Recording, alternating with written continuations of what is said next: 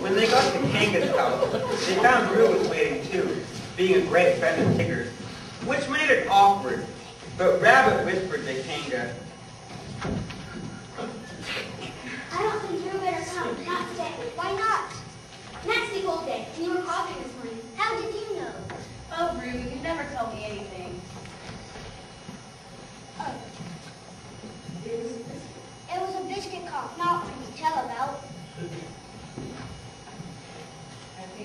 I think not today, dear. Maybe another day, Roo. Tomorrow? We'll see. You always seem when nothing ever happens. I don't expect we shall get very far. And this afternoon we'll all... Oh, Tigger, there you are. Come on. Goodbye, Roo. and off they went. At first, Pooh and Rabbit and Piglet walked together, and Tigger ran around them in circles. And then when the path got narrower, Rabbit, Piglet, and Pooh walked one after another, and Tigger ran around them in oblong. By and by, when the gorse got very prickly on each side of the path, Tigger ran up and down in front of them. And sometimes he bounced into Rabbit, and sometimes he didn't. And as they got higher, the mist got thicker, so that Tigger kept disappearing. And then when he thought he wasn't there he was again, saying, I'm saying, come on. And before he could say anything, there he wasn't. Next time, tell Pooh. Next time. Next what? Now!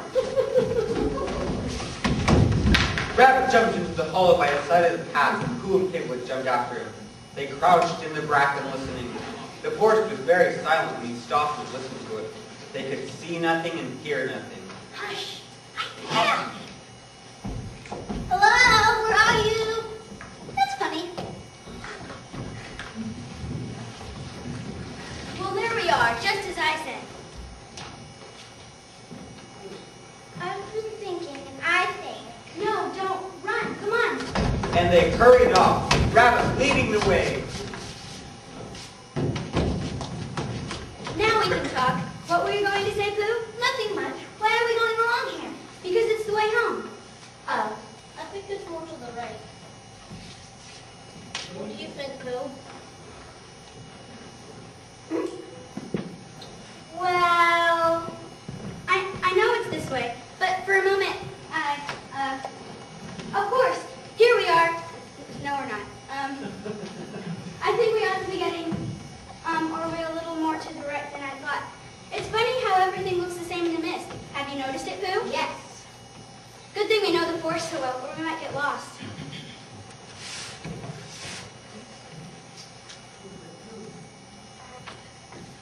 Pooh.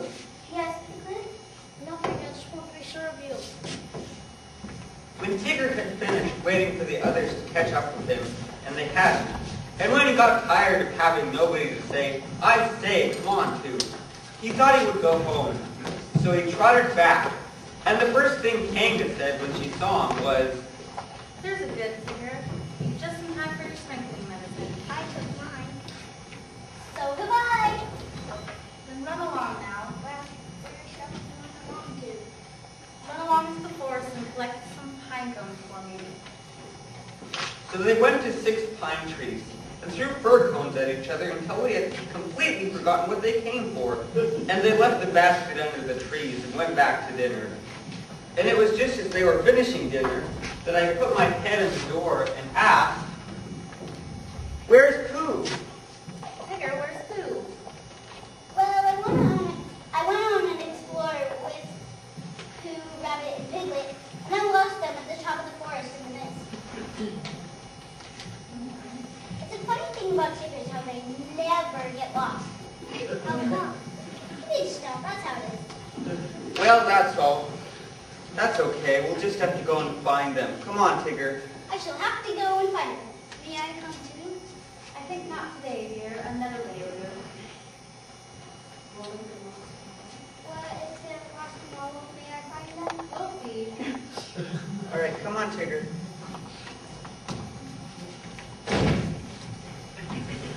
Meanwhile, back in the forest, We must have lost our way somehow. But we gotta get a move on. Which way should we try now? Well, how about if as soon as we're outside of this pit, we try and find them again? What's the good at that? Well, we keep looking for home and not finding it. But if we look for this pit, we should not find find it, which would be a good thing because we might find what we're not looking for, which would be exactly what we're looking for. I don't see much sense in that. No, there isn't, but there was going to be when I started it. If I walked away from it and then walked back, of course I shall find it again. Well, we're here for you.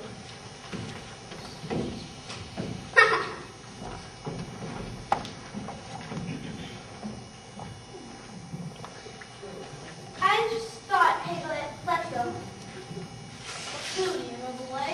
No, sir. 12 pots of honey in my cupboard, and they've been calling me for hours.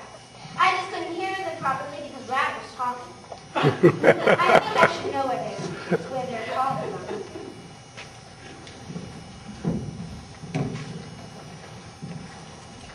Oh, there you are. Here we are. Where's Rabbit? I don't know.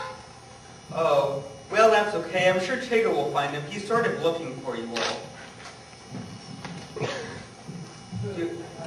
I've got to go home for something, and so is Piglet because we haven't had it yet.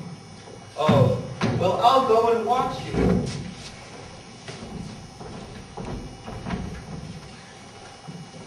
So he went home with Pooh and watched him for quite a long time. And all the time he was watching, Tigger was tearing around the forest, making yapping noises for Rabbit. And at last, a very small and sorry Rabbit heard him. And the small and sorry Rabbit rushed through the mist at the noise, and it suddenly turned into Tigger, a grand Tigger. A Tigger who bounced in just a beautiful way a Tigger ought to bounce. Oh, Tigger, I'm so glad to see you. And as you see, this is truly the end of our story.